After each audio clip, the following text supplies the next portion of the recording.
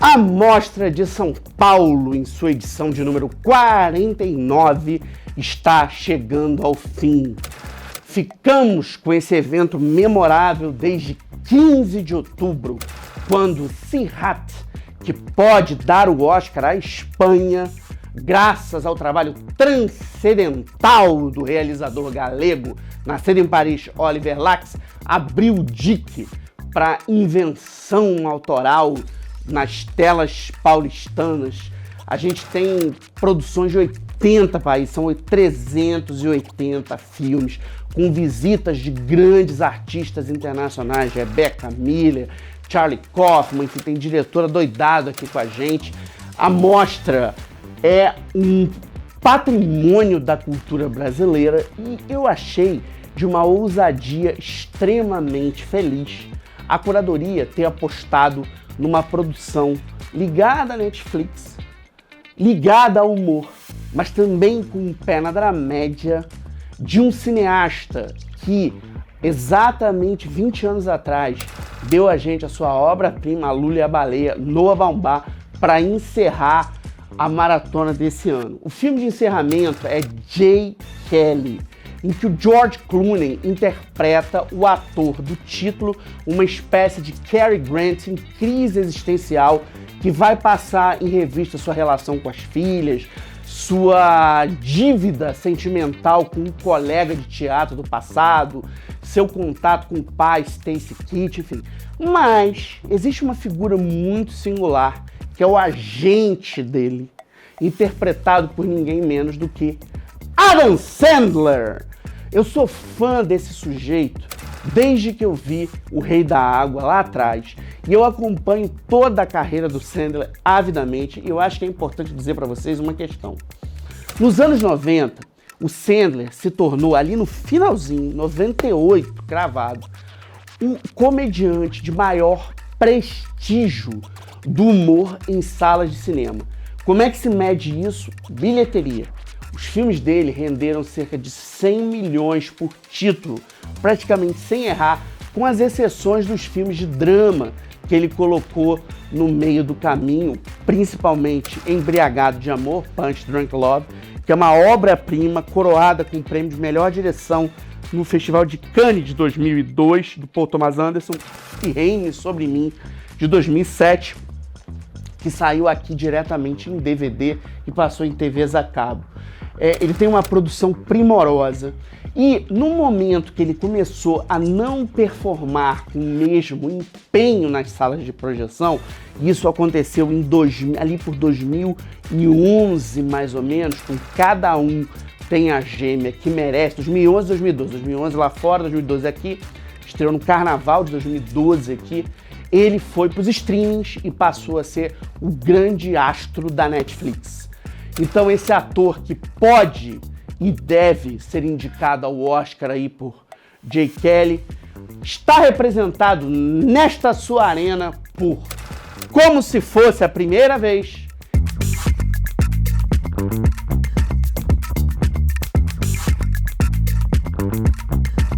e Joias Brutas.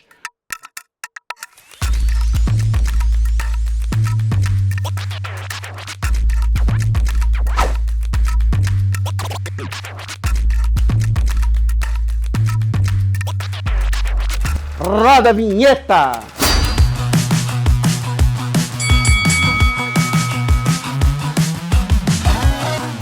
Bom, já que o nosso bonde aqui está sendo puxado pelo Jay Kelly, vou aproveitar e fazer o meu top 10 da mostra de cinema para vocês conferirem o que eu já descobri melhor nesse festival.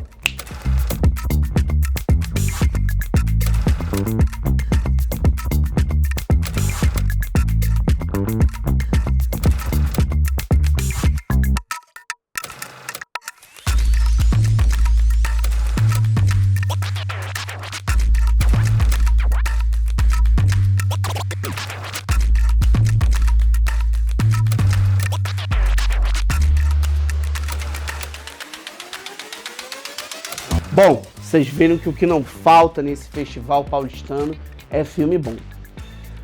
Mas não tem como eu falar de Jay Kelly e, sobretudo, não tem como eu contextualizar a relevância do Adam Sandler. Eu acho que pra comédia, pra dramédia, que é o caso desse longa-metragem do Noah Baumbach, e pra mim, sem dar voz a um dos artistas por quem eu tenho mais admiração no cinema brasileiro, meu querido professor, grande dublador, Alexandre Moreno.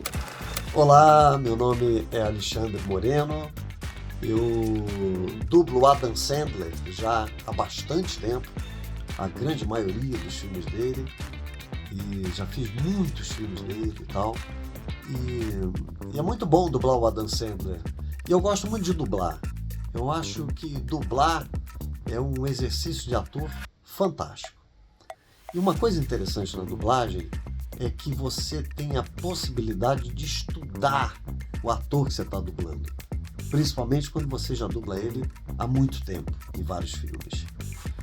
E dublar não é você fazer uma voz assim, assado, aguda, grave, fazer uma voz engraçada, não é isso. A meu ver, dublar é você atuar. Esse é o desafio da dublagem, eu acho, porque a dublagem é uma indústria, é tudo muito rápido. O mundo moderno é cada vez mais rápido, né? E a dublagem também é assim. E esse é o grande desafio para mim de dublar, é naquela loucura que é a dublagem, naquela indústria, você fazer um trabalho verdadeiro, com emoção, enfim, com sensibilidade, etc. e tal. E dublar é você, a meu ver, você entender ao máximo o filme que você está dublando, entender o ator que você está dublando, por que ele faz cada coisa que ele está fazendo, cada gesto, por que ele diz cada coisa de uma determinada maneira, dessa maneira e não de outra e tal. Então, quanto mais você entende, mais elementos você tem para colocar você ali, colocar a sua atuação verdadeira ali. E acho que tudo flui naturalmente quando você não organiza tanto as coisas, porque a dublagem já é uma coisa muito técnica, né? E o desafio é ultrapassar essa técnica, porque tem a coisa do sincronismo, que a pessoa começa a falar ali, dá uma pausa aqui, termina ali, e fala alto ali, e olha para cima quando tá falando eu te amo, por quê? Porque tá com vergonha, não tá? Esses detalhezinhos, né? E quanto mais... o desafio é esse, é você, nesse mundo, colocar o seu trabalho. E isso advém do seu senso de observação, da sua sensibilidade, etc. e tal. E o Adam Sandler, como é que eu vejo o Adam Sandler? Eu acho que ele, como comediante, além de ser um comediante, né?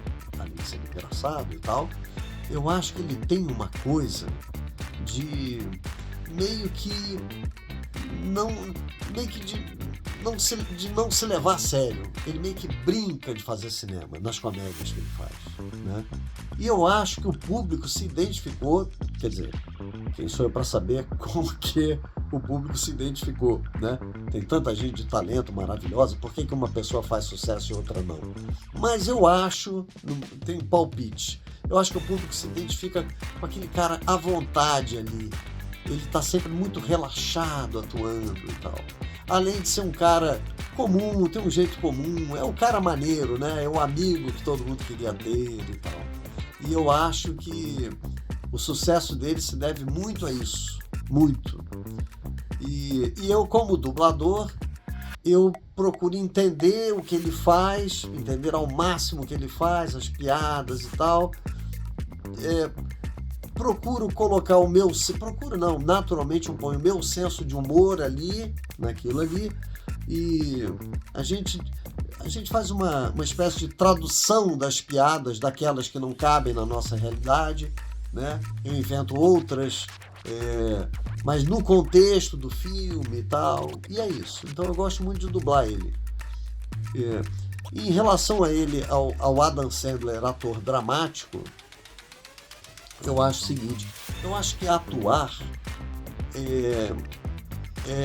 em última análise, é a gente ser a gente. Eu acho que é a possibilidade que a gente tem de ser a gente de verdade, quando a gente está atuando. Porque o mundo nos exige tantos personagens, né?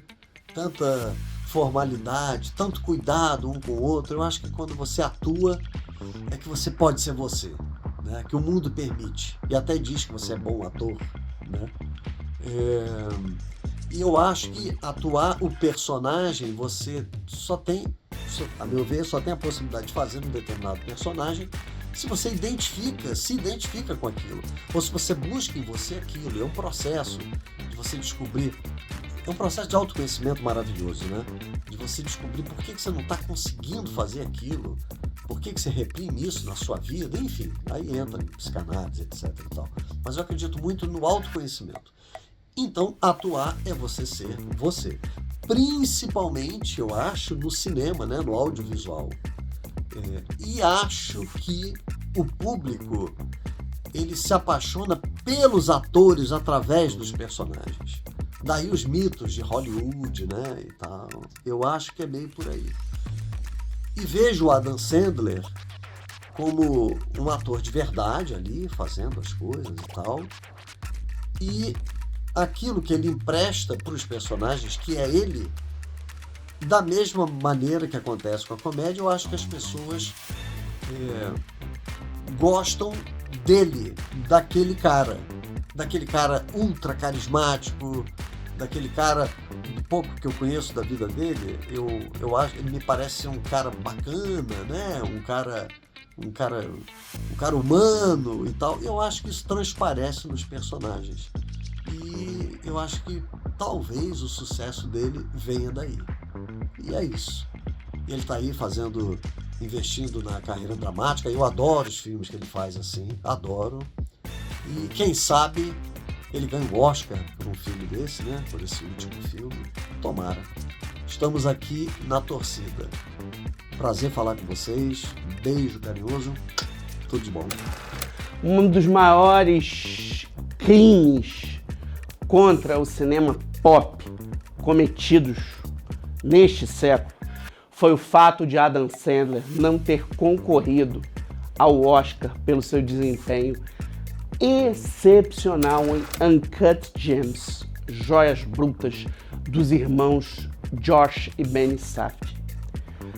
Mais do que filtrar a própria figura tensa, histriônica, que o tornou um palhaço do batalhão no cinema, os Safdie conseguiram criar uma dinâmica de thriller fora de todas as convenções, porque de uma certa forma a gente segue e torce por um anti-herói que é meio loser, mas ao mesmo tempo é uma figura cheia de usura, com muita cobiça, torta do ponto de vista moral, que é o joalheiro interpretado pelo Sandler, que, cansado de seu casamento, mas incapaz de terminá-lo, tem um romance extraconjugal com uma jovem, mantém a sua joalheria sempre de olho nas novidades desse mercado da ouriversaria e das pedras preciosas, até que ele se mete por conta de uma série de confusões com dívidas de jogo, com figurões armados que vão colocar a sua existência em perigo, numa reflexão sobre tentações que os Safdie constroem com muitas referências ao Mercador de Veneza. É um filme absolutamente shakespeariano que conta com a participação de Eric Bogosian e que no Brasil ganhou uma dublagem, para variar, memorável, de Alexandre Moreno.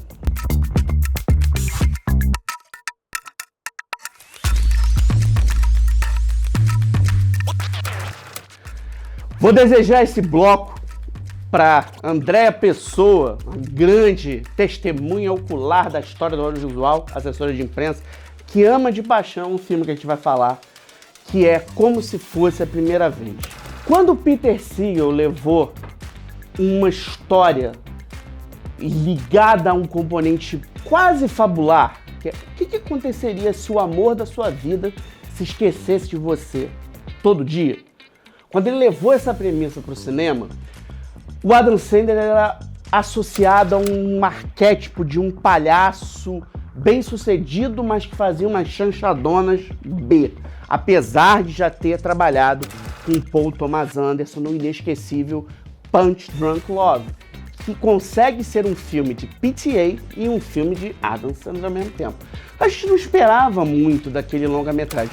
De repente, rolou um match instantâneo, que se tornou ainda mais forte ao longo do tempo, conforme esse filme foi sendo exibido, reexibido, reprisado, triprisado, quadruprisado nas sessões da tarde da vida, em todos os streams possíveis e imaginários, em todas as TVs da cabo. Na TNT tinha uma época que era só ele. Não por acaso, o Arena no Set esteve com o Adam Sandler em pessoa na Berlinale de 2024 e tocou nesse assunto. Gustavo Valente, meu parceiro de cobertura, estava lá e viu. Como se fosse a primeira vez, é a história de um biólogo marinho cujo sonho é viajar pelo mundo. Para isso ele tenta não se apegar a nenhum relacionamento, até que ele se apaixona perdidamente por uma professora de artes interpretada pela Drew Barrymore, que é a Lucy. O nome dele é Henry Roth. O Henry fica completamente apaixonado por aquela figura doce, exuberante, super inteligente, criativa. Só que ele não se dá conta de que quando ele encontra com ela outra vez, ela se esqueceu. Ela sofreu um acidente.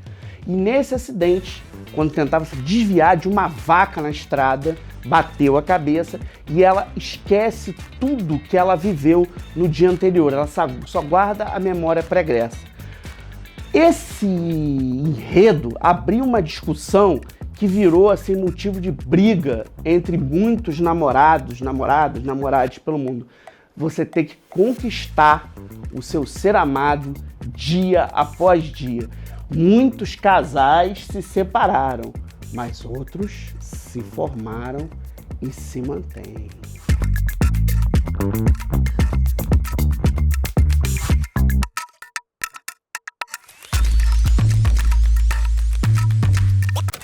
Rodrigo, me fala uma coisa, tem algum Adam Sandler que você não gosta? Clique, sem dúvida nenhuma. Para mim, esse é o pior filme dele, embora tenha sido talvez o maior sucesso comercial dele no Brasil, pelo menos nos anos 2000. Depois veio Esposa de Mentirinha, que eu amo de paixão, que saiu no meio do carnaval de 2011 e superou o Clique. E qual é a diretora? O seu Adam Sandler favorito? Tem algum? Eu gosto muito dele nesse filme que você falou. Como se fosse a primeira vez? Eu vou pegar a sua deixa para, antes de revelar aqui quem é o nosso ganhador, puxar aí um convite para vocês que estão assistindo a Arena. Escrevam pra gente nas nossas redes sociais, indicando qual é o Sandler favorito de vocês. E, já que a gente foi abrilhantado pelo grande Alexandre Moreno, manda um recadinho para ele, esse mestre da voz. Acho que vai curtir muito ter o retorno de vocês. Aliás, vocês que acompanham o Arena, a gente está sempre trazendo mestres da voz aqui, as grandes dubladoras do Brasil, os grandes dubladores. Então queria muito, muito contar com o carinho de vocês por essa turma e agora contar com a torcida. Cadê a torcida do Arena? Deste lado, o filme favorito da minha diretora, Bia Mussi, Como se fosse a primeira vez.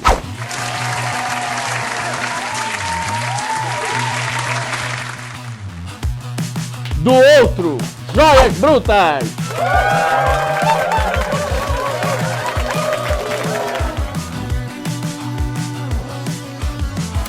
E o ganhador é Como se fosse a primeira vez. Cara, eu acho Joias Brutas assim um modelo, principalmente no sentido da repaginação do thriller contemporâneo. Mas o Como se fosse a primeira vez é um redesenho de uma estrutura fabular a partir de desígnios da própria mente. Esse filme é uma delícia.